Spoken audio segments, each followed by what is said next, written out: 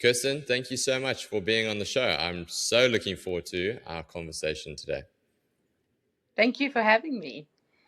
So we're chatting about narcissism, and this word gets thrown around a lot, certainly in recent times. But it's something that, thinking about this recording, I can't quite put my finger on what it is. So we know that it's there, and we know that this is, a really toxic thing, and people have been victims of narcissistic abuse. But can we define the rules of the game, so to speak, and start with that? Let's define narcissism, and then let's go from there. So it's a term that gets thrown around a lot. When someone's arrogant, they say, "Oh, he's a narcissist," or "She's a narcissist," and it's so much more than arrogance. And something that I find incredibly interesting and probably very, very difficult for them is your narcissist has two things happening in their brain at the same time. The first one is they feel like they are absolutely nothing. They have absolutely no sense of self at all. And the other is that they feel that they are the best thing that ever happened to the world. And there's a constant dissonance in their brains about that fact. So if you say to a narcissist, "You're an idiot," they'll immediately absorb that, believe it, but instantaneously shift the narrative because they cannot possibly face the fact that they may be wrong, they may be stupid, they may be less than amazingly attractive, or whatever it is that you're saying to them.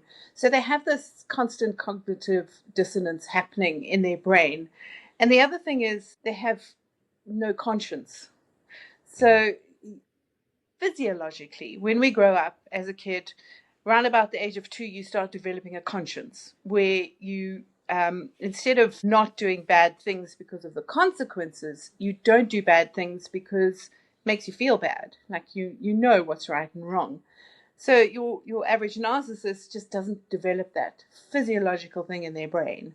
So their conscience doesn't kick in. So it's so much more than just mere arrogance. It's an utter belief and an utter need to reframe everything that comes their way to be about themselves and to ensure that they are right all the time, and that everything that they say fits in with their world narrative. It sounds very complicated, but I think it's really important to sort of take it away from just mere arrogance, because so many people are quickly labeled narcissist when in fact they aren't really narcissists. What I'd like to do rather, instead of labeling people, is to ask the person that's interacting with the supposed or potential narcissist is, how does this person make you feel? Because that's always way more telling than a diagnosis itself. Most narcissists aren't going to be diagnosed because there's no ways they're going to go for therapy. And the only way you can be properly diagnosed is if you go for therapy. Yes. That's interesting. So you mentioned the first 2 years of an infant's life. Is a narcissist then developed?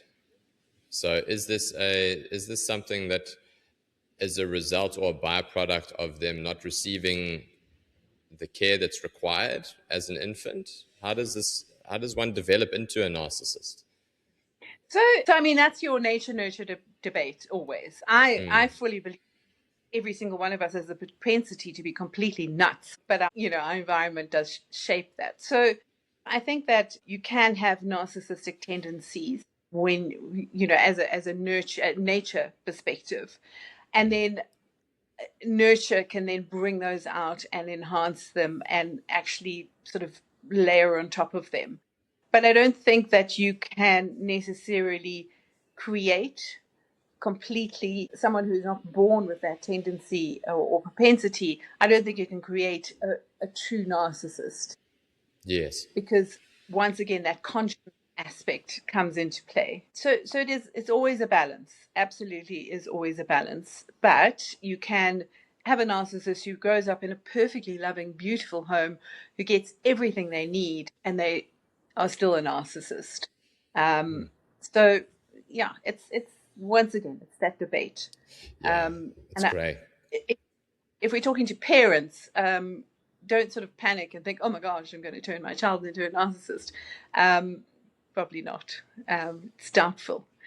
But we do see where children who've been completely overindulged, who have the propensity to be narcissists, when consequences of their actions are not what they should be, it sort of enhances their belief in the world that they are right all the time and they deserve everything that they want. They don't have to work for it. They can just go and get it. So there is that aspect of enhancing the narcissistic trait. Okay, so two things there. It is, and does a narcissist have strong feelings of entitlement? So that do they feel entitled to X, Y, and Z? Absolutely, absolutely, and it comes down to their inner struggle with this ego. And now we talk a lot about ego, and we think that narcissists are complete egoists. They have big egos. But what is very interesting is that studies show that, an ego is really your sense of self. What studies show is that narcissists actually don't have a sense of self as such. They have such a conflict about who they are and what they are. And it's almost, and I'm saying this in a way that makes you might feel sorry for them, and I don't want you to do that. So because narcissism is incredibly damaging. But it's almost that it's a intense survival mechanism for these people, is that they have no sense of what they are, which is why they're master manipulators.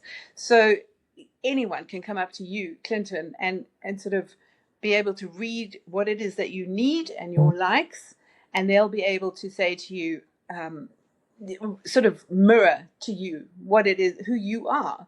So you sort of kind of feel really understood and liked and admired. But it's this chameleon effect, because a narcissist doesn't have this proper sense of self.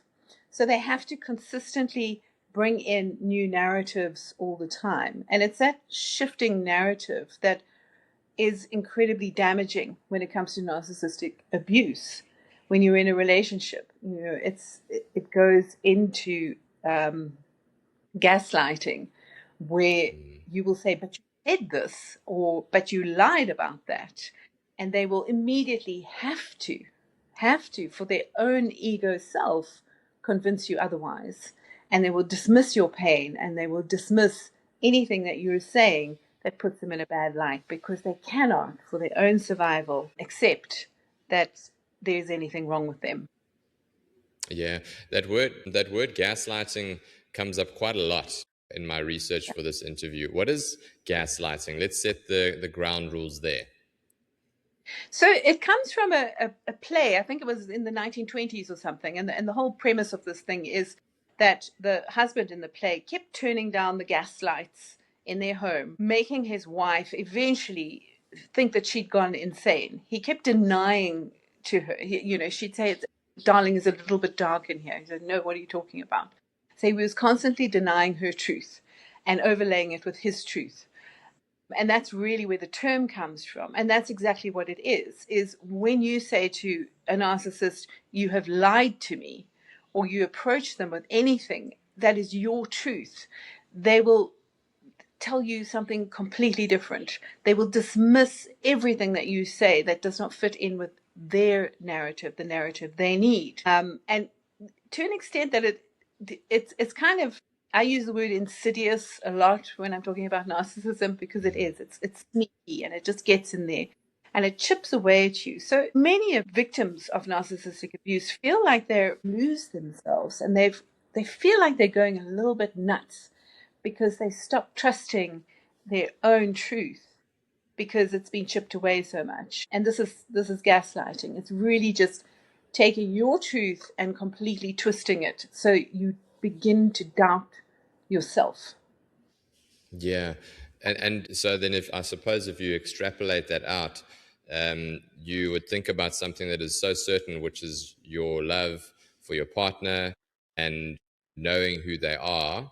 And then that partner, which is supposed to be a dead certainty in your life, casts a certain level of uncertainty and self-doubt, that you then use that as a framework to say, well, if I was wrong about that, then I could be wrong about this and I could be wrong about that. And maybe this person isn't who I thought they were, or maybe I'm the problem that this client left me, or maybe I'm not doing the work that I'm supposed to do. Maybe I'm not working hard enough.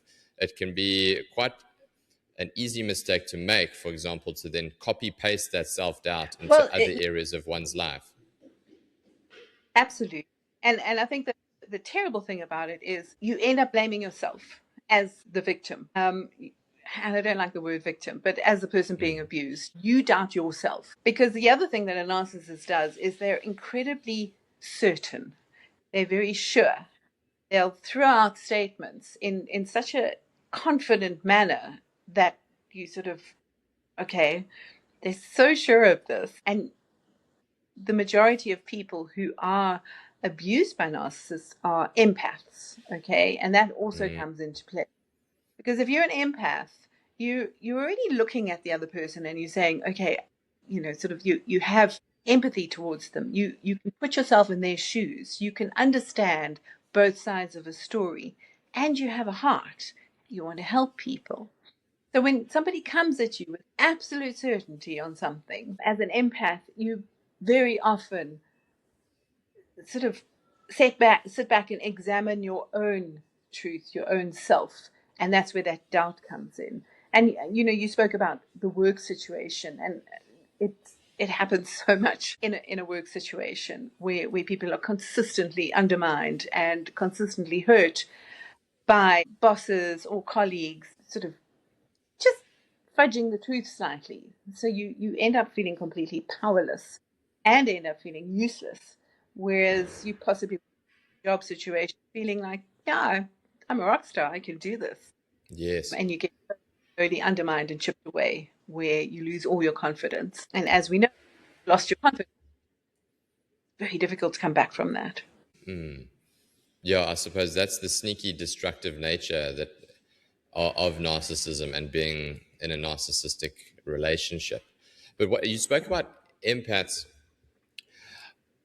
Okay, so an empath is drawn to a narcissist, or maybe vice versa. Maybe you can comment on that before I continue. So let's go. Empaths drawn to narcissists, or are narcissists drawn to empaths? Narcissists are fundamentally drawn to empaths. Like a shark can smell blood in the water from kilometers away. A narcissist will hone in on somebody that they know they can control. It's this absolute. You'll generally find that empaths are very soft and loving people, and they're often going to give a person not just a second chance, a fifth, a fourth, a 20th chance. They believe in change. They believe in love. They believe in all these things. And belief is the key here. It's very difficult for anyone to look at someone and not think they're the same as me. We look at humans, and I'm an empath, and I generally think people are trustworthy, and they generally don't have ulterior motives when they do things. So this empath, you're wide open for this narcissist to come in, say all the things that you need them to say, that whole mirroring and that chameleon effect. So you think, oh my gosh, this person is just wonderful. They know me, they see me. And that's a very key thing, is being seen. As humans, we want that. Someone to understand us, someone to see all of us and love us anyway. And they'll come in and do that, but they're doing that because they know that you're easy to manipulate. It's like a hypnotist being able to suss out who's going to be easy to hypnotize. Yes. There's certain aspects of that, not that I know about that, but they'll look for those traits in a person. So yeah, a narcissist will target an empath. In your experience with regards to empaths, are they, once they've entered into a relationship with a narcissist, and let's say they're able to get out of that relationship, do they find themselves engaging in future narcissistic relationships going forward, or is that one relationship a deterring factor and then that doesn't reoccur in your experience? So this is what I do with a lot of people in my work, is get them to heal from that narcissistic abuse, to stop them from being a victim again, to stop them from being targeted again. In my experience, I found, and this was certainly in my case, you often come from a home situation where there possibly was a narcissist or a narcissistic situation, and it's almost as if you were groomed to become a victim of a narcissist. In my case, my father was a narcissist, is a narcissist, and the whole family dynamic really geared me up towards being in a relationship with another narcissist. And the problem is, it's insidious, my favorite word when talking about the subject. But if you don't know what you're dealing with, it's very, very difficult to recognize it. You might, because of this, and I'll get into this phrase that they use is love bombing. So when you first meet a narcissist, they'll do this thing, love bombing, and that comes to that mirroring effect, the chameleon thing, telling you how marvelous you are, saying things to you like, "Oh, you're so amazing. You should be earning this," or you should drive this car, or all these things telling you how marvelous you are and you should be in a better position than you are in. So you get completely bamboozled by this absolute love outpouring, and then it's a hook to get you in. If you fail to recognize the signs, now eventually you'll leave a narcissist, and it takes a very long time, and it's very hard to do. Very similar to any other type of abuse. We often see women who are physically or sexually abused staying with their abusers for a lot longer than most of us would think. Why are you doing that? There's this thing in psychology where they talk about intermittent reinforcement, and it is the most powerful form of control, is where, and we all know this, man will hit his wife, really beat her up, and then what comes after is the flowers and the apologies and the absolute love and care. And that reinforcement of love, that intermittent, is what the abused person lives for. And you're generally living in a state of hope. And remember, you're doubting yourself all the time. So when your abuser says to you, "No, but I love you, and I'm only doing this because you made me," you start blaming yourself completely, and you start trying to be a better person. You start trying to change yourself to fit into what they want you to be. By the time a person leaves a narcissistic relationship, they have been beaten down, and their self has been chipped away to such an extent it's very, very difficult for them to emerge into the world fully whole unless they go through some kind of healing process that help them to avoid being a victim once again. But if they don't do that, if they just leave this relationship that was toxic and all their friends have said, yes, you need to leave, this person's bad for you, and they eventually leave, if they don't go through a process of self-healing, they're very likely to get into another relationship with a narcissist because they're still in that broken stage that is easy to control when you're a narcissist. Are narcissists aware that they're narcissists? That's a good question. I think that one of the reasons that, a lot of psychology says there's no cure for narcissism. And one of the reasons that is that they're not going to ever go to therapy to admit that what's wrong with them. So I don't think from a clinical diagnostic perspective that a narcissist will be able to say, I'm a narcissist. However, I must say that my father studied psychology, went through a whole battery of psychometric tests, and it came up that he's a narcissist. And he used to quite proudly say, I'm a narcissist. And he would say, oh, I'm doing this because I'm a narcissist. But that was a manipulative tactic. He would use the diagnosis that he had, psychometric testing, to excuse himself or Yes. So if a narcissist is aware that he's a narcissist, it's very unlikely that he's going to change who he is, because he can't. He cannot admit to being wrong in any way, shape, or form. Okay, so basically then it's irrelevant. whether or not they know that they're a narcissist, because it won't change the outcome regardless. Would that be right in saying? Absolutely. There are a couple of people out there on Instagram and stuff. There's a couple of men who have said, I'm a narcissist, and they've sort of been trying to explain how a narcissist does things. And I find it very interesting. I follow one of them. I think he's called the Mumbling Narcissist, and he's trying to explain it. It's difficult to sort of say if I believe this or not, but it is interesting. Yes. I read a book not so long ago written by a woman who is a psychopath. She's diagnosed psychopath. She doesn't kill people, but she's in corporate. And we know that many, many CEOs in the world are actually psychopaths. But because you kind of need that drive to get ahead. Yes. And it was a fascinating book because she was really explaining who she is and how her brain thinks and all of that. So there is some insight. But once again, I really do prefer to look at how this person makes you feel rather than coming up with a diagnosis. Because if you chase a diagnosis, if you're going to once again chase a diagnosis so that you can then go to a narcissist and say, hey, I have irrefutable proof that you are a narcissist, it's not going to change anything. Not going to change who they are. Oh, that's fascinating.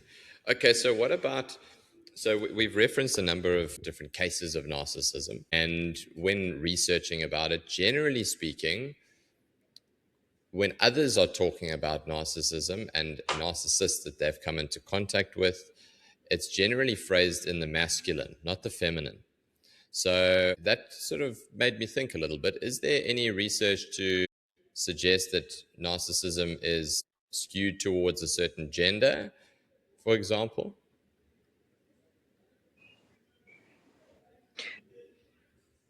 So no, I mean you get female narcissists as well. I'm not sure what the percentages are, the ratios are between men and women.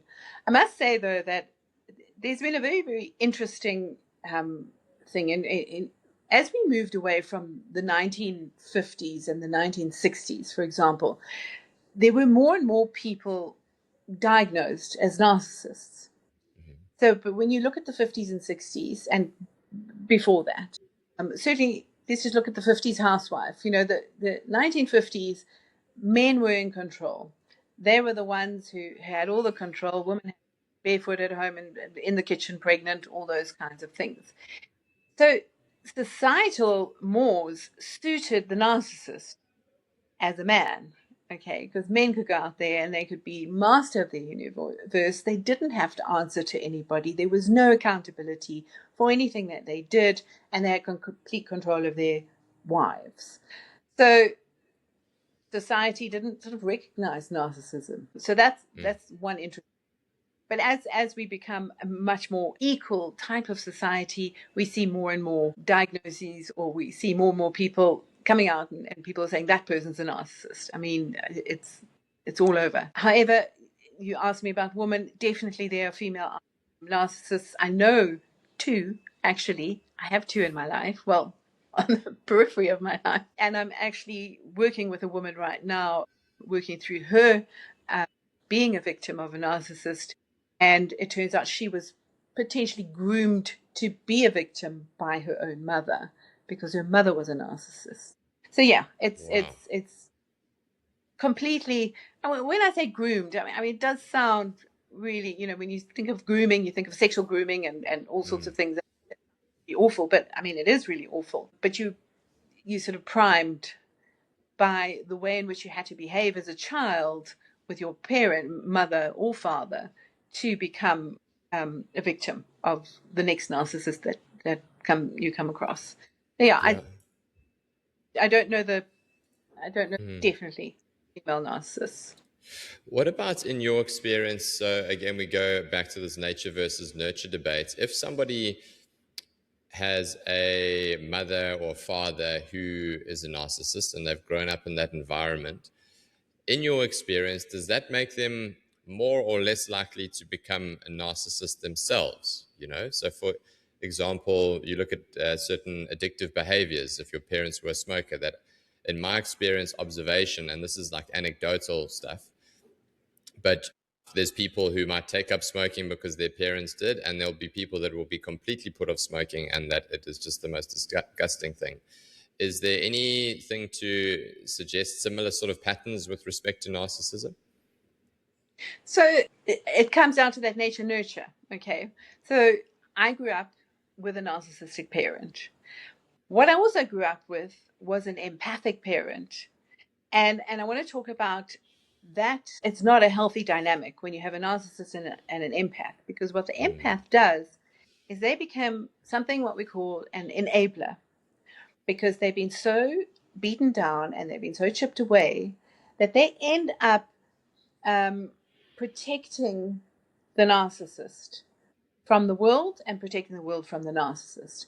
They also end up making excuses for the narcissist. So, it was like, oh no, everyone must be quiet because dad's got a migraine, and we all tiptoe around, or whatever it is. And you learn by association. So one of two things will happen is if you don't have the propensity to be a narcissist, and we're talking that physiological development of conscious, you will most likely become an empath and possibly an enabler. So it's very unlikely that you will walk away completely and become something very different, even if you think you are going to. And here's an example. With me, I knew that I didn't want to ever be with someone like my father in my life. So when I met my ex-husband, he was completely different, very artsy, very out there, just a completely different human. I thought, okay, great, got it. Turns out he was a narcissist too. He just was a different type of person. But the dynamic was exactly the same. And what I did is I fell into the dynamic that my mother had modeled to me. And I fell into it quite quickly because it had been modeled to me my entire life. And I didn't see that it was damaging to me or that this was a toxic relationship. It took me many, many years to realize that this is what I'd fallen into, this behavioral trap. And we talk about behaviors, and I agree with you. There'll be times when you sort of a parent is a smoker or a drinker and you go totally against it. And this is what we do as humans. We either decide to be like or not be like our parents, or we pick and choose the bits we want to be like or the bits we don't want to be like.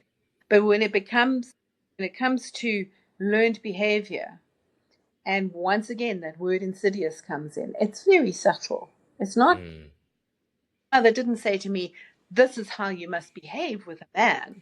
She showed, and I learned from watching her. And that became my way of being because that's all I knew. So it's a lot. It's so subtle, and it's very difficult to unravel and understand where all these behaviors come from. I suppose that's what makes it so dangerous, that subtlety. If it was clear and if it was black and white, we could put our finger on it quite quickly, identify that this is a red flag, and then move on with our lives and go on our merry way. But it's the subtlety of it that therein lies the danger, that it's 2 years, 3 years, maybe 20 years down the line that you only start to make sense of it in hindsight, right? Absolutely. I mean, something that I went no contact with my father a little while ago, and a lot of my family were saying, he's old now. You really, just talk to him. Just go and have tea with him or whatever. And I say to them all, if he had sexually abused me, would you be telling me to go and have tea with my abuser? And all of them were like, gosh, no, no, of course not. I said, well, then why are you telling me to go and have tea with my abuser? And that's the terrible thing about psychological abuse, which is what narcissistic abuse is that you can't see it and you can't recognize it. And it's very difficult for you to go to someone and say, I'm being abused. If somebody has beaten you up, and I'm not diminishing physical abuse in any way, shape, or form, but you have broken bones, you have bruises, you have external proof. This person has hurt me. And you can see it heal as well. A broken arm gets healed. And a lot of people stop there. I must say that, anyone who's being physically abused, they're also being psychologically abused. So those scars are invisible and they're deep and they're often cut open over and over and over again. If you think of a person whose arm has been broken, imagine it's broken and then a few days later, it gets broken again. And a few days later, it gets broken again. I mean, that sounds absolutely insane. Yeah. But when it comes to internal psychological narcissistic abuse, that is exactly what's happening. These wounds are constantly being re-wounded. So you're broken inside, but nobody can see it. Yeah. And that's why it's so scary. Yeah, well, that's the thing, isn't it? Is there aren't those visible wounds. And I remember chatting to a recovering gambling addict on the show once, and he was an alcoholic and a gambler. And he gave up alcohol way before he was able to give up gambling for that exact reason. And that you could tell if somebody was drunk, right? And he would get external pressure from his friends, his family, his colleagues at work, etc.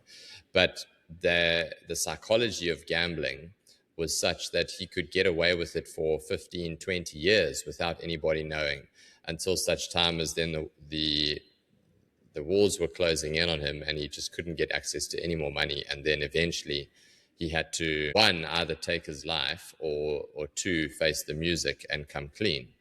So I can understand that if there's no visible trails or visible evidence, that people sometimes, they think that it's not there. Chat about a spectrum of narcissism, because I know that there's people listening and they're thinking about all these things, and one can have a bad day and we can behave in ways that might resemble narcissism, but that could be because we are really sleep deprived or we're under a lot of pressure at work, or so I'm sure there's people thinking, goodness gracious, I wonder if I'm a narcissist. This is terrible news. Some of these things sound like me. Is there a spectrum of narcissism, or is somebody just a full-blown narcissist, or they're nothing at all? So, so one thing I must say, if somebody's sitting here listening to this and going, I wonder if I'm a narcissist, you're not. Because if you're wondering, you're not. It's because you have some kind of inner dialogue that's saying, wanting to be better. So there you go. It's clear for all of you, you're not. There are brilliant narcissistic traits, and one of those is arrogance. That's a trait of narcissism, but it's so much deeper than that. There's a term that's been bandied about recently in terms of a particular president called malignant narcissism. You're talking about Trump? Yes. Yes. I wasn't sure if I could. Okay. Yeah. Let's get it out there. And that's like, oh my gosh, it's really bad. He's like really pushing it. It's almost psychotic, the narcissism. It's not a psychological term. It's just narcissism. You don't get spectrums of narcissism. You get different types of narcissists. And some of them, and I can't off the top of my head remember all of them, but you'll get some that are, I think they're called social, I think it's something to do with social narcissism. And that would be somebody who you would find them in a charitable organization, for example, or doing lots and lots of good deeds. And you think, oh, that sounds lovely. What a lovely person. But then you'll see, and this is where the behavior comes in, is they'll say, oh, look at me. I've given, 10 children brand new school shoes because they didn't have any. Poor little things, they didn't have any. And the language important is I'm important, and the people I'm giving to are, they're pathetic and they're low, and I've helped them. So you get people who will say things like that. So they masquerade as good people, but in essence, the way in which they do these things, I mean, it's that bragging that we get on social media at the moment. There are a lot of people who do that humble brag. And yes. Yeah, so, but to answer your question, there isn't a, it's like autism, there's a spectrum. There's no spectrum of narcissism. You're either a narcissist or you're not, or you display some narcissistic traits. One of those traits is arrogance or feeling that you're better than other people. The key to narcissism, where you start to really understand that this person is most likely a narcissist, is when they are so adept at shifting the narrative. And I spoke about that earlier, and that boils down to the gaslighting and the chameleon effect. And I've witnessed this. I find it fascinating. I've sat with my ex-husband and sort of, blurted out a few truths to him. And I can see his face going like, oh, I don't like this. He gets ever so slightly uncomfortable, but not because there's shame involved or guilt. It's because his brain rushes so quickly to shift the narrative. And it's a millisecond type of shift. Mm-hmm. So when you say a truth and somebody comes back to you with a slightly altered truth that is in their favor, that's the brilliance of the narcissist. It will constantly do that. And it's a pretty amazing trick. I wish we all knew it in a positive way. When somebody says to you, you're not a nice person, if we could, the majority of people will take that and go, oh my gosh, am I not a nice person? I wish that ordinary people would be able to just quickly shift that and go, oh no, you're talking nonsense. I am actually a lovely person, and be able to list their lovely traits. We don't do that. We can't, because we have an ego state and we're aware of who we are. Okay. This is fascinating. When you were speaking about Trump. So we alluded to the fact earlier that a lot of captains of industry, very successful people, are narcissists and have narcissistic traits. And I can imagine that to be similar with, your big entrepreneurs, the Elon Musks of the world, Steve Jobs. It's widely reported that he wasn't a hell of a nice guy to work for, yet we find ourselves benefiting from his genius. And Donald Trump, very successful in his own right, despite the fact that it's old money and then he's built. But regardless, he's had a certain level of success, and he's now president for a second term. It seems to me, number one, that the way that our society is geared rewards narcissistic traits, at least in a professional environment. Number two, are we able to still benefit from narcissists and what they bring to the world on a large scale without necessarily having to deal with them as individuals? That's a great question. Look, there are some narcissists out there who've done, but there are also some very lovely people out there who've done some brilliant things. When you look at business, I'm just going to go into a business world. It's quite interesting. They've talked about women in leadership. And when we talk about women in leadership, we're not really talking about narcissists. We're talking about empathy. What happens when there are women in leadership in businesses, you have things like better childcare options for your staff. You have a more society-embracing type of environment. When in general, and I'm generalizing here, when you have a man in control, it's all about the bottom line, and it's very lean and mean, and let's go and build. So if we look at pretend that those men are narcissists and those women are not narcissists, that then becomes the difference. So if you want to have a company that's got to go and trample on whoever they need to trample on in order to get ahead, then possibly they have their uses. However, I think society shows us now that collaboration is actually a better way of building sustainable businesses, sustainable societies, sustainable sustainable world. And collaboration doesn't happen when you have a narcissist in control. Specific times that you do need someone who hasn't got necessarily the conscience that all of us have. And when I mentioned about the mini society CEOs being psychopaths, a psychopath is someone who doesn't have a conscience at all. However, they can bring it. And the description from this woman that I was reading her book is that she can feel all the emotions she needs to feel as a human, but they don't come naturally. So if she's at a funeral and everyone around her is crying, she will need to concentrate quite hard and look into the the grief center of her brain and access that grief emotion so that then she can authentically grieve and cry like everyone else around her. But it's not a natural thing. The psychopath aspect of being in business is probably a lot better than the narcissistic aspect of being in business, because narcissists will almost always enjoy really hurting those below them, treat them really badly, whereas a psychopath is a lot more calculating. So they may not hurt the people below them, they may not care about them, but they will see them as valuable. Their ego isn't in jeopardy when they lift someone up. They will use a person who has a good skill and keep them in a position of power. A narcissist won't be able to do that. They will have to dominate all the time. And even if this person who is walking alongside them is useful and is enhancing what they do, eventually they're going to have to push this person down, try and destroy them.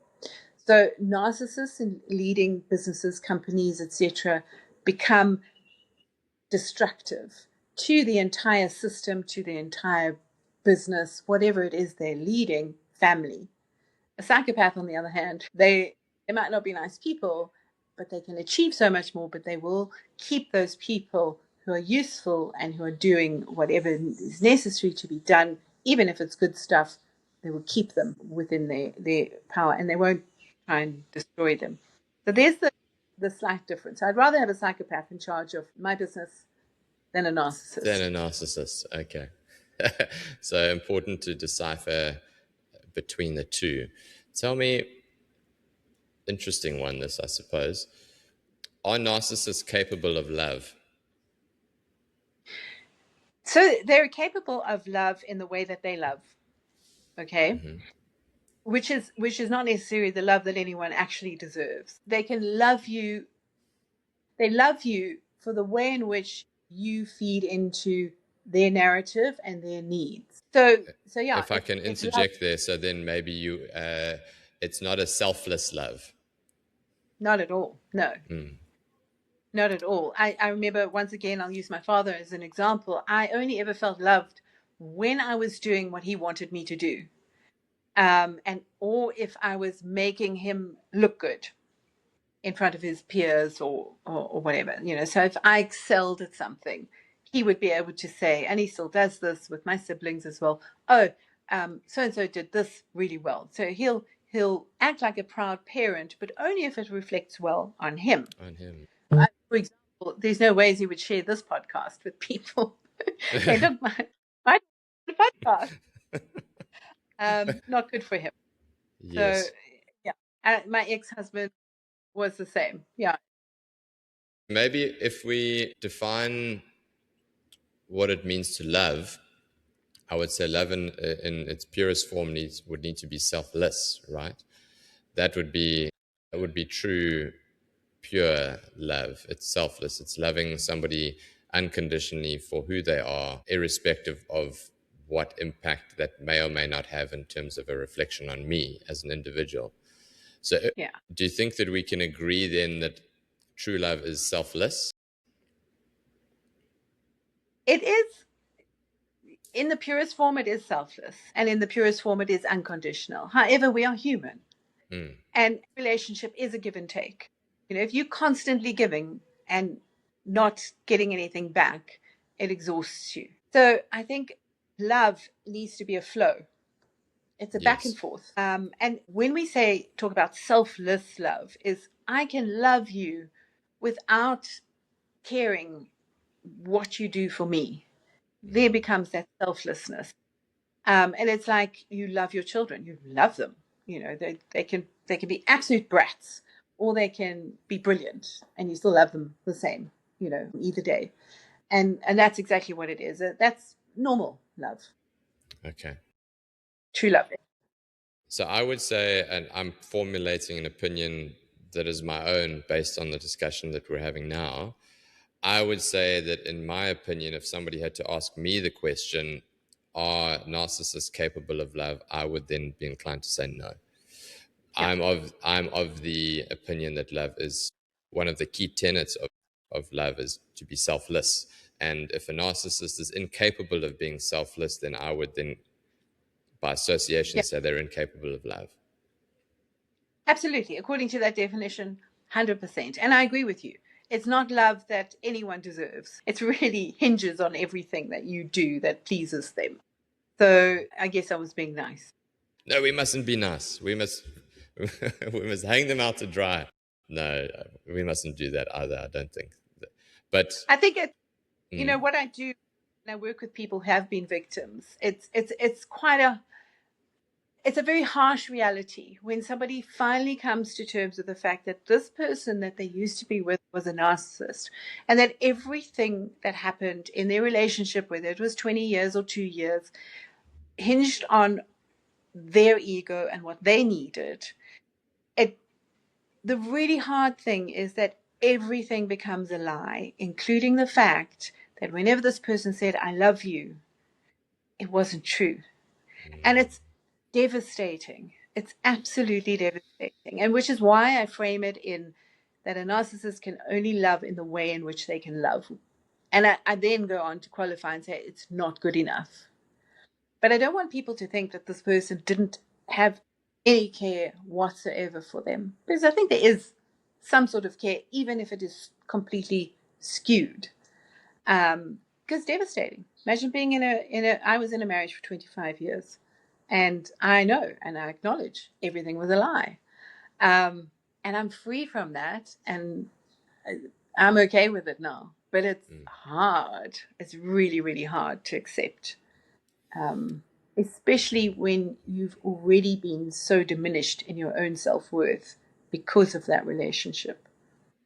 Yeah, I must say, listening to you talk and you speaking about your experience, I think that that is also such an empowering tool for you to be able to impart and to lead and to guide other people who've gone through similar sort of things, because it's been a lived experience for you, and therefore there's a certain level of authority that your advice comes with as a result. So I think just quick kudos to you on that one.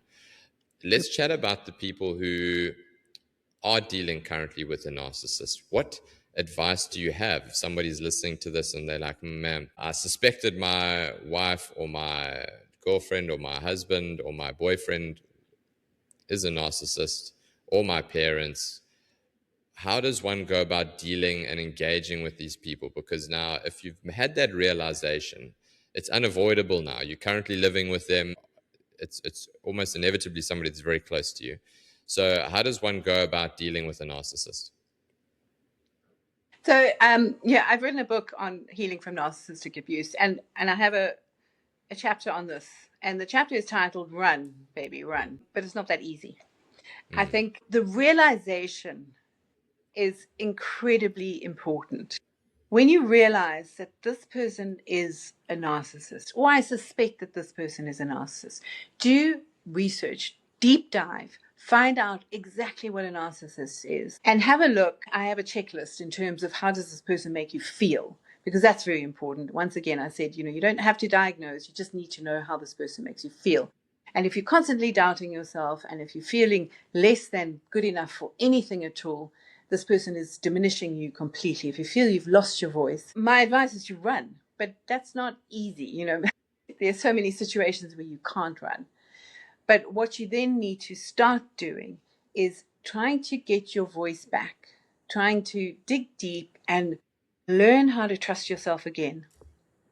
Really, really understand that everything you have believed is true, that this person has negated or twisted or diminished, go back to your truth. Take time to listen to yourself, because you are right. You've just been told for so long that you are wrong. Just go back to it. Your truth is still there. It's sitting there. It hasn't gone away. It's just been completely squashed. Learn to love yourself again. Learn to understand that everything this person says you are doing, and something that's quite key is very often a narcissist will tell you that you're doing something or feeling something that they are actually. My ex used to tell me I was competing with him all the time. And I couldn't understand that. I tried very hard not to compete with him, but it's very difficult to not do something that you're not doing. That's projection, right? Exactly. Completely projection. So there's ways in which that you could start gathering yourself back into yourself. There's a methodology called the gray rock method. What it basically is you become as interesting as a gray rock, because narcissists thrive on your reactions. So if they say something, you just respond, uh-huh, okay.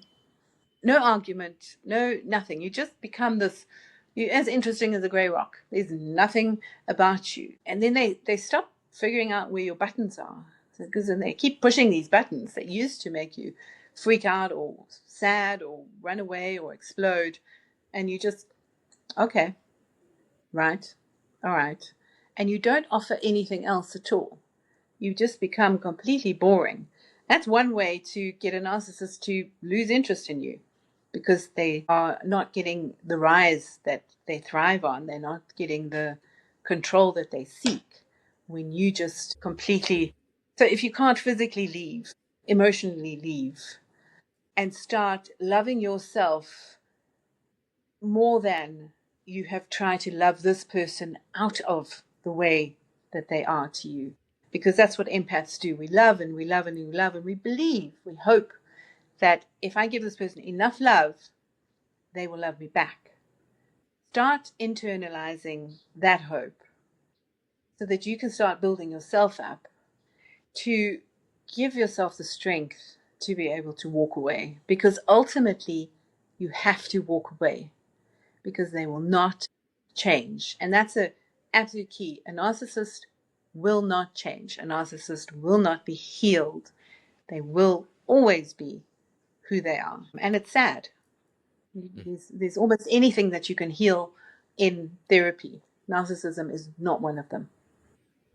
Yeah, that is a tough realization to come to, because that's a definition of a rock and a hard place, isn't it? Because you've invested so much, and you have to come to terms with the fact, like you said, that the last 20 years, 25 years, 10 years, 2 years has been a lie. It isn't what it was. And there's this sort of sunk cost bias. You think, okay, well, I've invested 10 years of my life into this person.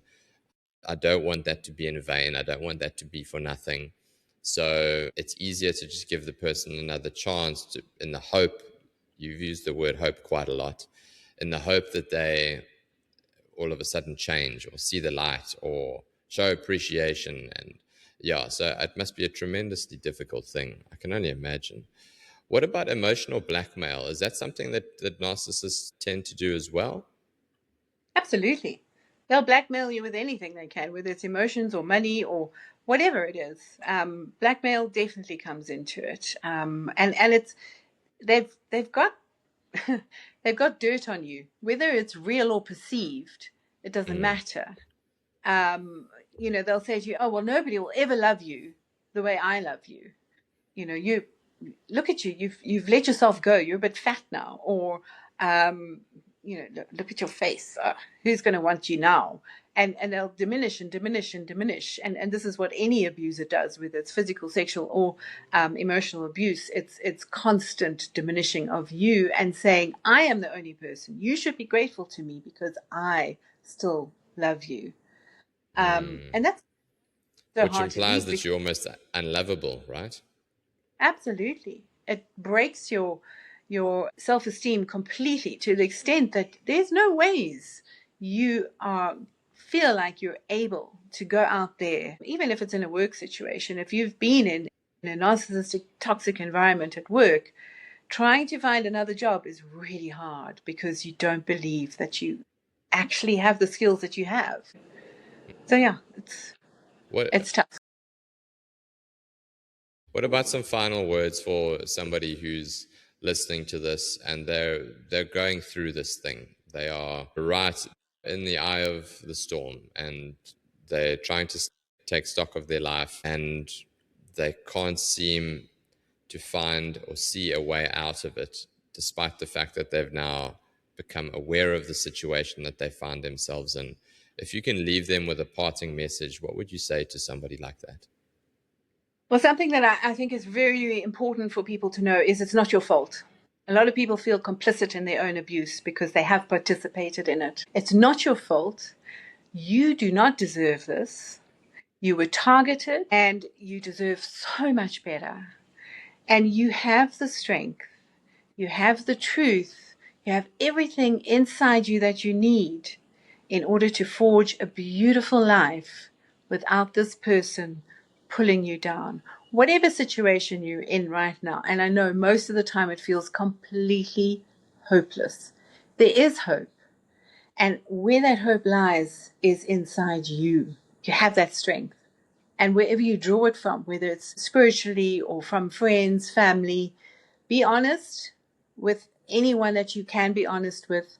Find a bunch of people around you, even if it's one person, who will champion you and help you along this journey, because you can do it. And also, I know it's really hard, and don't beat yourself up if you try and fail. Keep trying, because eventually you will break free. Wonderful. What a wonderful message to finish, Kirsten. If people want to get in touch with you, if they want to get access to your wonderful books, if they want to have access to your services, where can people find you? So I have a website called thislifething.co.za, or you can email me at helpme@thislifething.co.za. It's quite a cool email address. Very cool. Yeah. If you need help, there I am. Just send me an email. I would love to spend time with you, because it's a tough journey, but I've done it and I've come out the other end. Yeah, I'm really cool. Wonderful. Kirsten, thank you so much. And thank you for the good work that you're doing and getting the message out there and being a living, breathing example to people who have walked a similar road. So kudos to you. Thank you, Clinton, for bringing all these facts and things, all that you do. Thanks for having me.